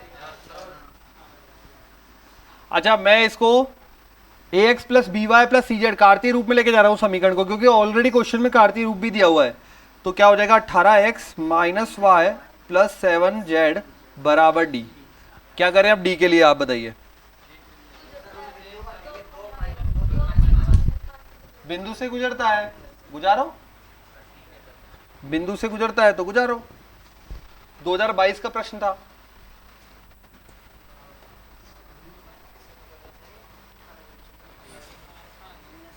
बिंदु दिए हुए हैं, गुजारिए।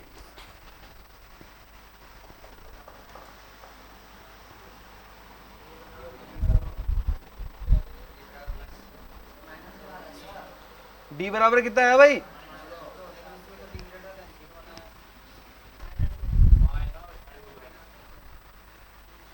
मान कितना है डी का, ये बताओ। -2। ठीक है, करते हैं अभी, वो भी सब कर देंगे। नहीं, अभी लगाएंगे भाई -y। हाँ, 7z बराबर -2। अब इसने बोला है डी को ग्रेटर देन 0 रखो। डी को ग्रेटर देन 0 अब कैसे करोगे? माइनस इधर भेज दो ना, ग्रेटर देन 0 हो जाएगा। तो क्या बन जाएगा? -18x plus Y minus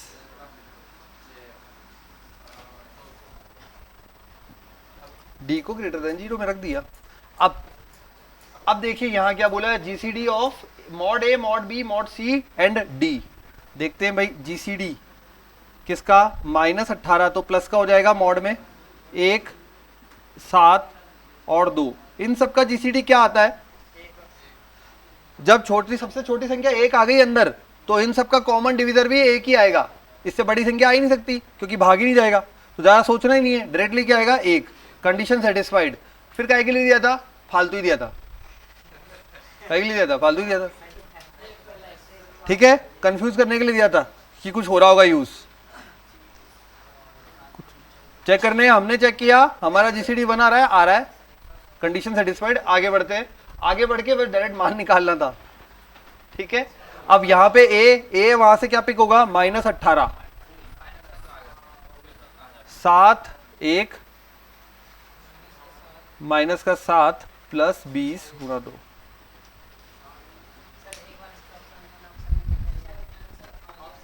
option नहीं है, खालिस्तान वाला है।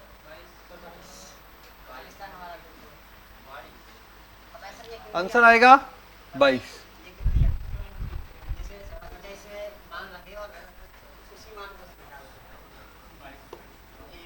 हो सकता ऐसी गलती भी, लेकिन यहाँ मॉड दे रखा है ना। कोई बात नहीं, चलो कोई बात नहीं, तुम तो 22 आ गया उत्तर।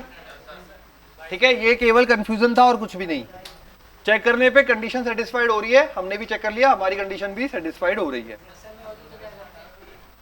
मतलब हमारी वैल्यू गलत आ रही है। हमारी वैल्यूज गलत आ रही है, क्योंकि कुछ फाइंड करने का तो दिया नहीं था, चेक ही कर सकना था, और तो क्या था। आंसर आ गया 22। नेक्स्ट लिखिए। अरे क्या कर रहा है ये? हाँ, नहीं है। आवाज ठीक कर दी गई है इसकी। लिखो 2021 का एक और प्रश्न।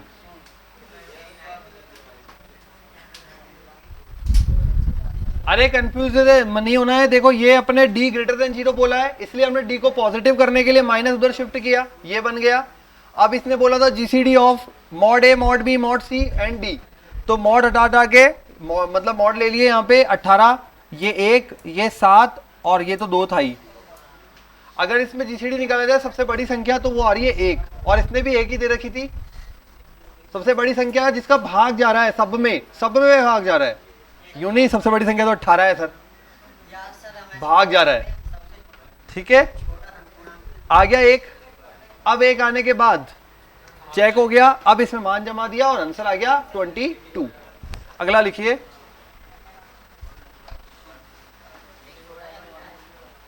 देखिए यदि एक समतल P यदि एक समतल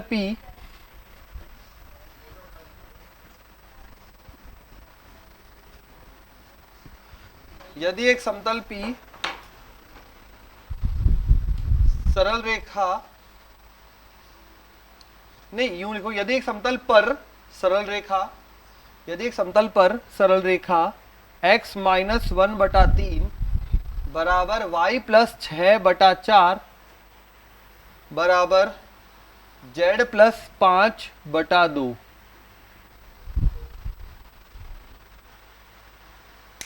स्थित है,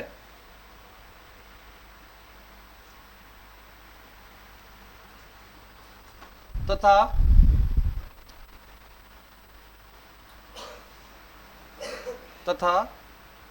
सरल रेखा x माइनस 1/4 बराबर y माइनस 2/-3 z प्लस 5/7 के समांतर है।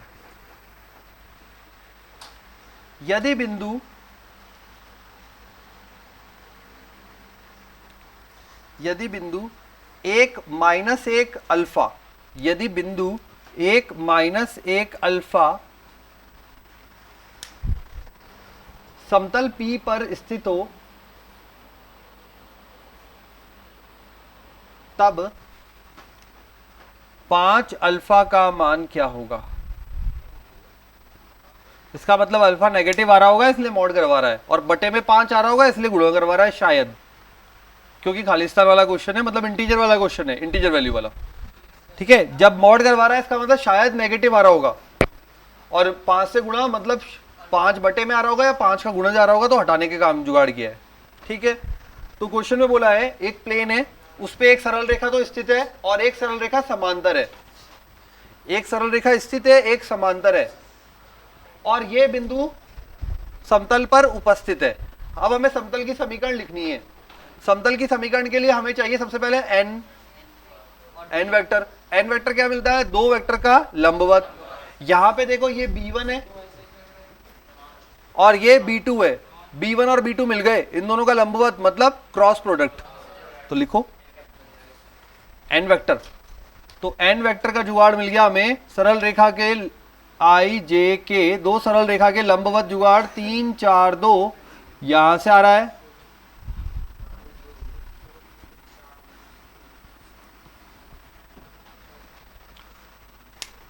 उसके बाद तो अब करना आ गया है सभी को। n वेक्टर निकाल दोगे तो उसके बाद संतुष्ट करा के अल्फा तक पहुंच जाओ।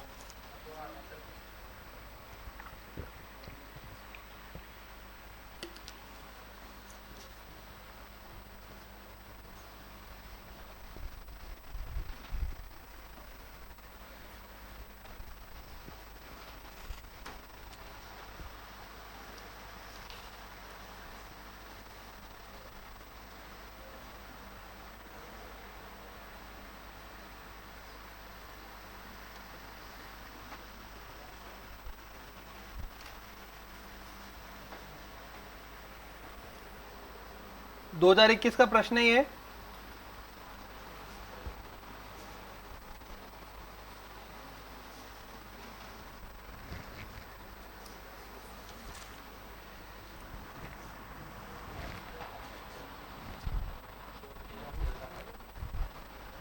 क्या आ रहा है भाई? एन वेक्टर 34 आई कैप माइनस 13 जे कैप माइनस 25 के कैप। ठीक है, एन वेक्टर आ गया। इसकी मदद से समतल का समीकरण लिखो, कार्तीय रूप में लिखो, तो क्या बन जाएगा? 34x minus 13y minus 25z बराबर डी। डी का जुगाड़ बोलो।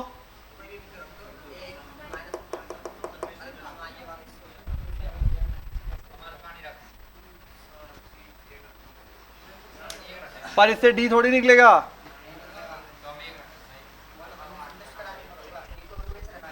बिल्कुल। किस में से रखोगे? पहले वाली में से या दूसरी वाली में से? पहली वाली समतल पर स्थित है, पहली सरल रेखा समतल पर स्थित है, इसका मतलब पहली वाली के बिंदु उठाए जाएंगे। तो पहले का बिंदु उठेगा 1 -6 -5, तो बिंदु 1 -6 -5 संतुष्ट कराइए। ये समतल पर स्थित है, ये खुद ही। यहां तो अल्फा आ रहा है ना, तो अल्फा तो निकालना है इसलिए। अच्छा क्या हुआ?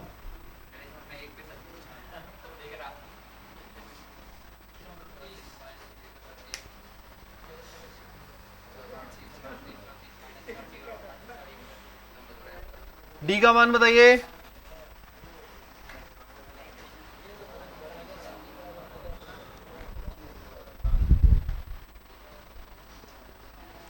एक -6 -5,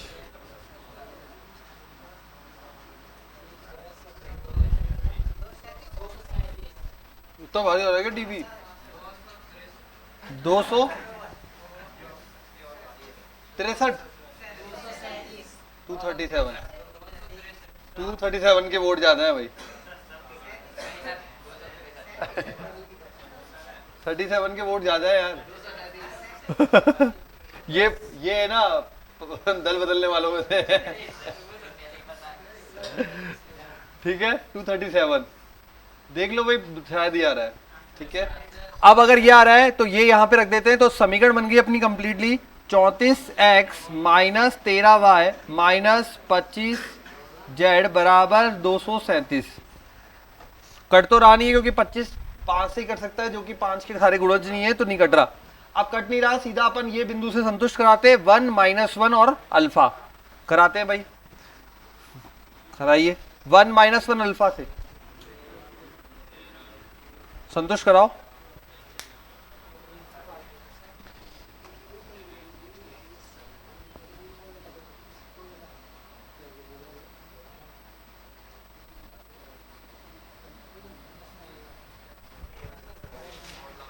अल्फा का मान बताइए।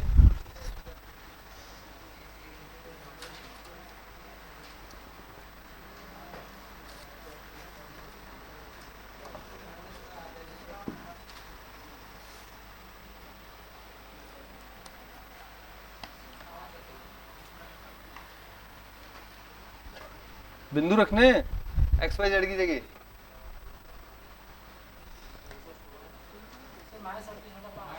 माइनस का 38/5, तो हमने जो प्रिडिक्शन किया था बिल्कुल सही किया था कि 5 बटे में आ रहा होगा और माइनस का आ रहा होगा।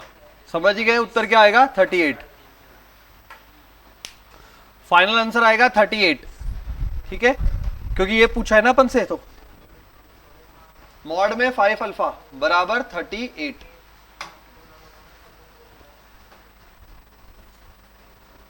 ठीक है, तो चलिए खत्म करते हैं आज की क्लास जल्दी। समय मिलते हैं अगली क्लास में, तब तक के लिए बाय बाय। ठीक है, पढ़ के आना, 3 क्लासें हुई है, पढ़ के आना।